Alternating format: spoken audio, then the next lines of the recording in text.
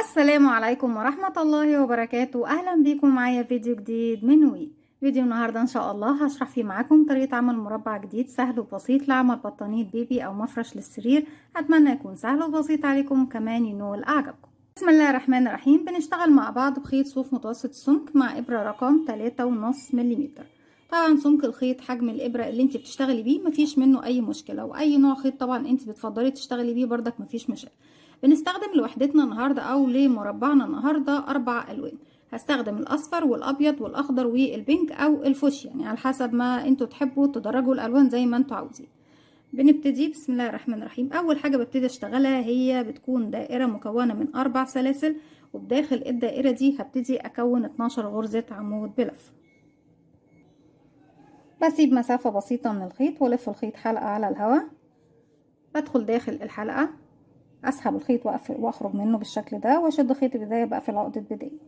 علشان اكون سلسلة بيكون عندك على الابرة حلقة. بسم الله الرحمن الرحيم. بسحب الخيط وبخرج منها 1 2 3 4.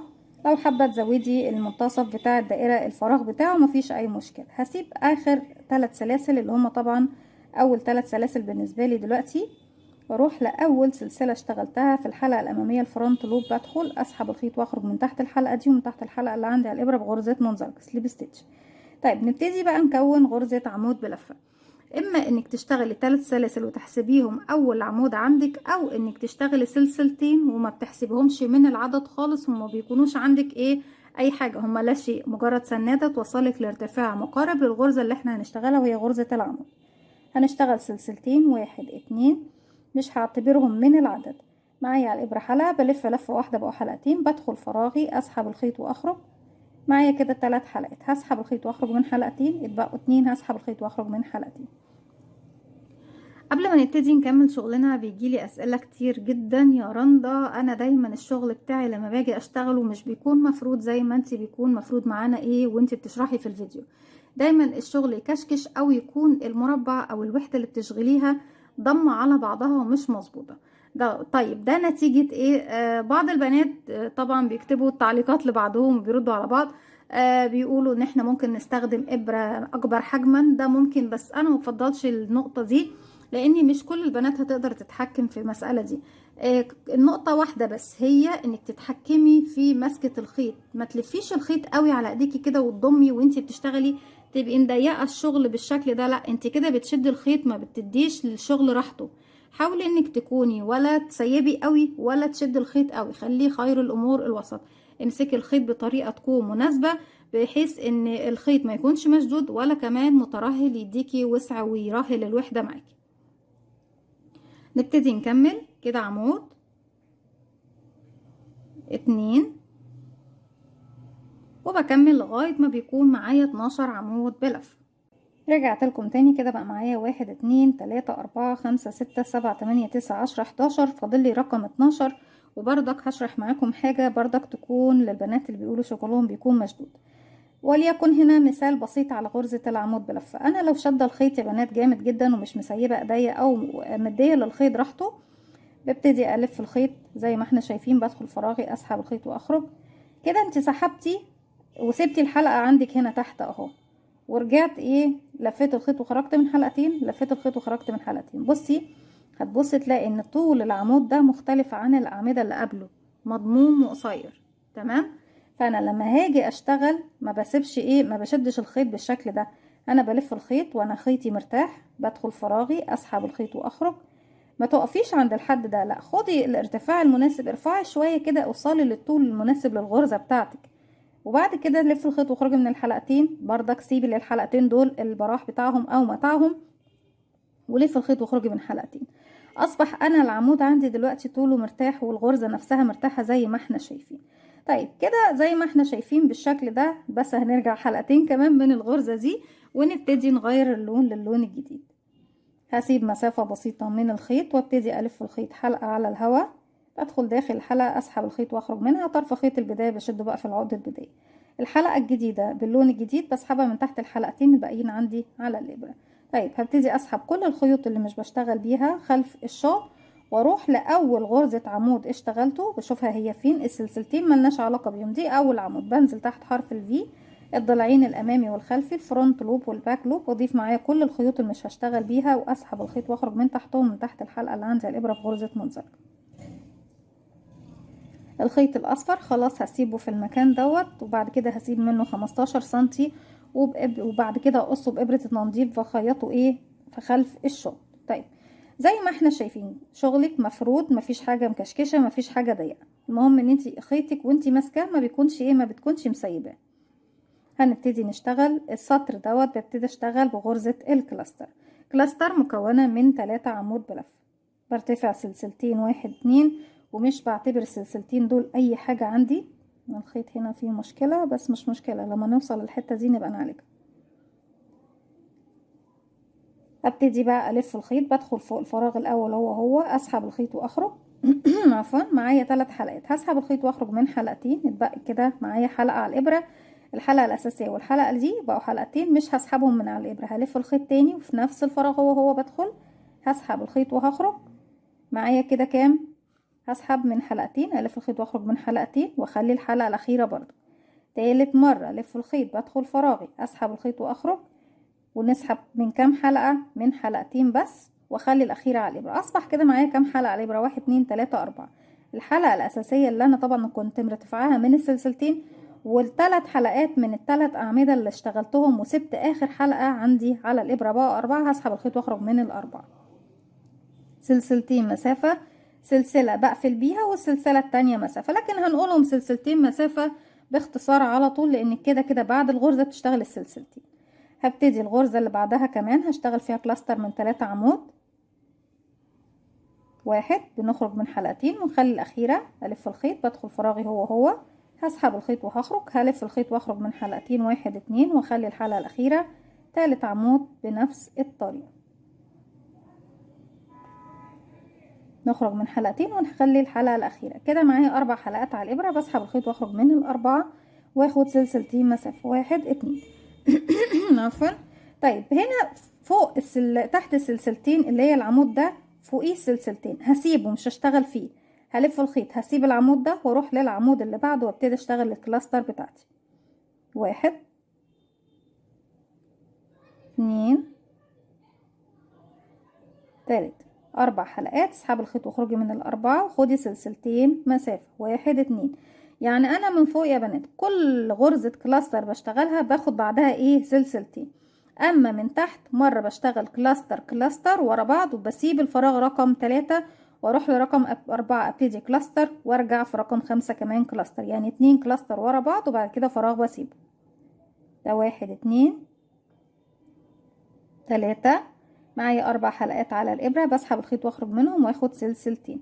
كده انا اشتغلت كلاستر ورا بعض، يعني في الغرزتين اللي ورا بعض هسيب بقى الغرزه اللي وراهم رقم 3 واروح لرقم 4 وابتدي اكون كلاستر سلسلتين، وكلاستر بعدها كمان سلسلتين.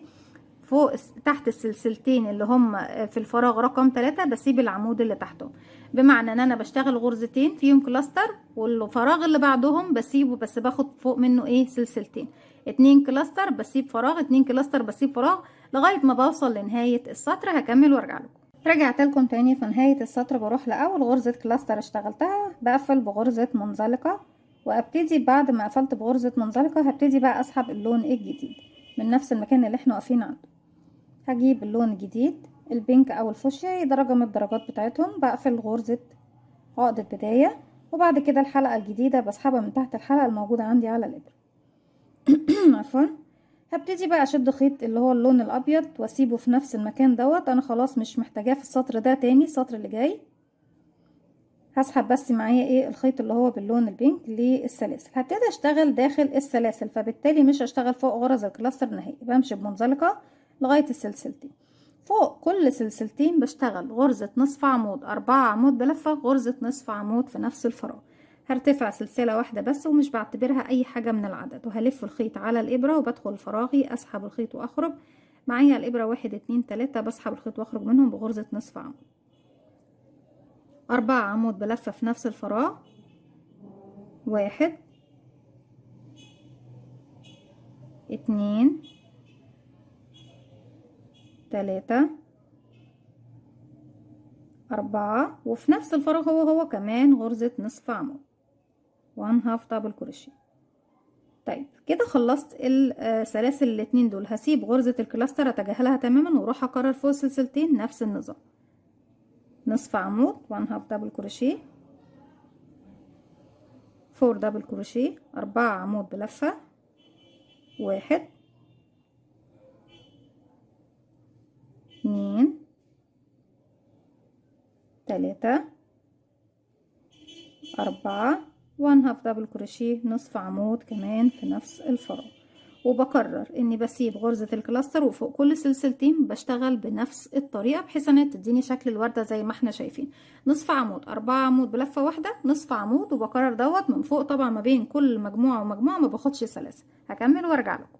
رجعت لكم تاني. اخر غرزة نصف عمود هبتدي اغير بيها فيها اللون للون الجديد اللي هو اللون الاخضر. بلف الخيط، بدخل فراغي، بسحب الخيط وبخرج.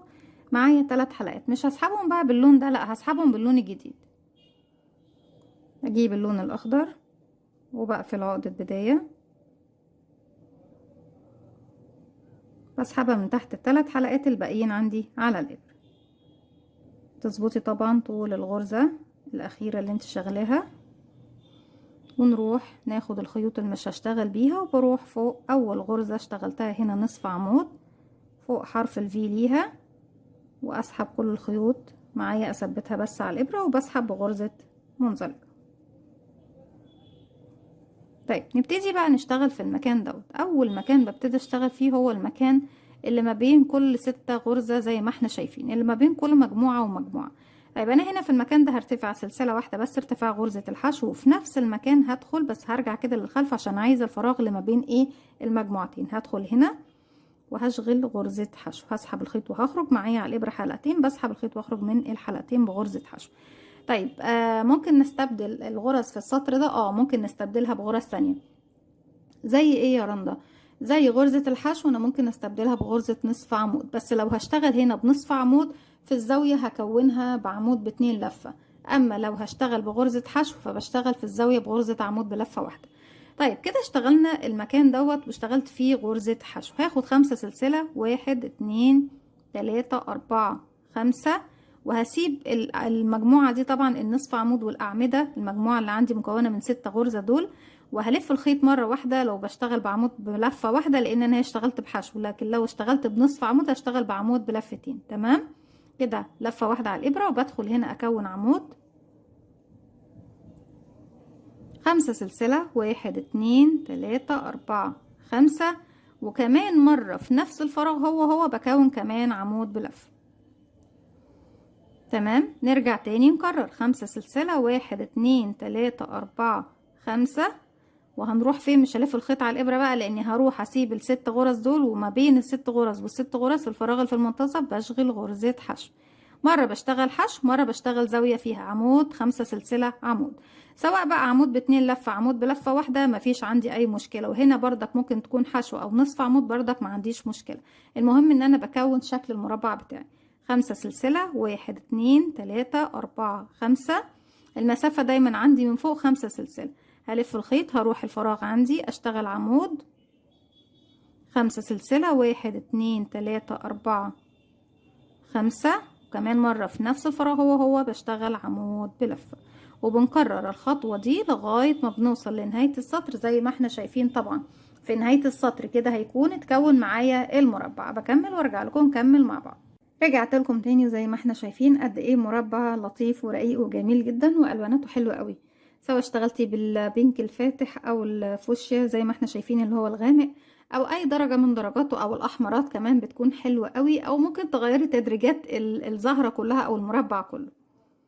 هنبتدي فوق اول غرزة اشتغلناها بدخل وبسحب الخيط بغرزة منزلقة من تحت الغرزة، ومن تحت كمان عندي الحلقة اللي عندي على الابرة. السطر كده دوت كده اتكون عندنا المربع. ابتدي تاني هسيب بقى اللون الاخضر واسحب تاني اللون الابيض. هسحب الخيط بالشكل ده وامشي بمنزلقة. انا مش هشتغل فوق غرزة الحشو. هنبتدي نشتغل فين؟ هنبتدي نشتغل هنا عند السلاسل. همشي بمنزلقة زي ما احنا شايفين بالشكل ده، وفوق ال5 سلاسل هبتدي اشتغل 5 عمود بلفة. 1 2 سلسلة ومش بنعتبرهم من العدد، واشتغل 1 2 3 4